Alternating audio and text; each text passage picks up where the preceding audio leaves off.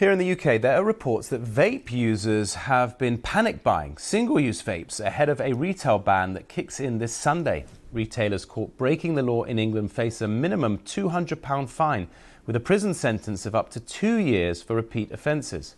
Penalties are broadly similar in Scotland, Wales and Northern Ireland. One producer of vape products, Haypp, has produced research finding that 1 in 5 vapers say they would return to smoking if they could no longer vape. But the risks of vaping and the long-term effects remain unclear. I'm joined by Marcus Lindblad, Head of Legal and External Affairs at the Haypp Group. Marcus, how does this looming ban affect your business? Good morning. Thank you for having me. Initially, we will face a reduction of the volumes when people are searching for new alternatives. We also I understood that people are stocking up. So the vapers have stocked up before the ban.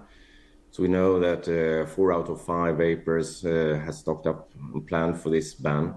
And 1 out of 2, so every second vapor have vapes stored for 3 to 6 months in their homes. But I mean, we are trying to guide them into more sustainable vapes, into the rechargeable vapes.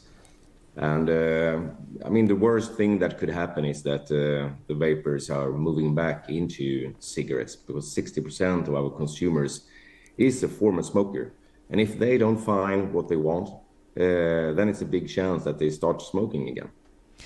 I guess the challenge is made because this move has come because every second 13 disposable vapes were being thrown away or recycled incorrectly, and they found that the lithium-ion batteries in them had caused fires in some bin lorries. So those concerns are driving the ban.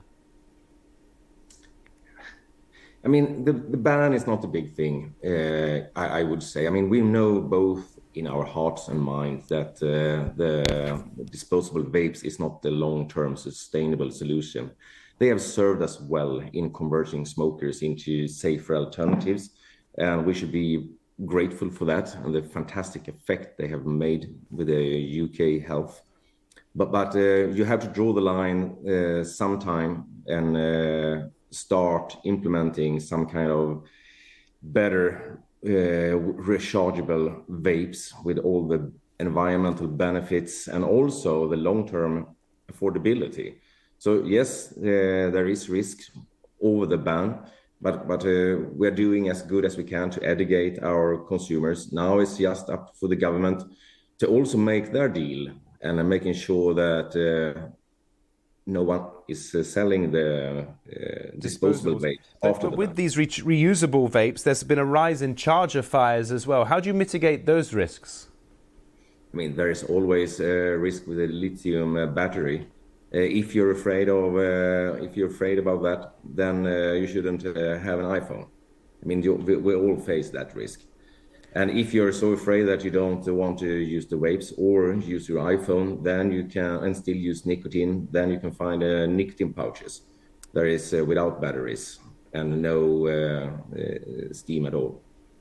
Okay, Marcus Lindblad, Head of Legal and External Affairs at the Haypp Group. Thank you for joining us ahead of that ban on disposable vapes this Sunday. And that's all for now. Do stay with us here on BBC News.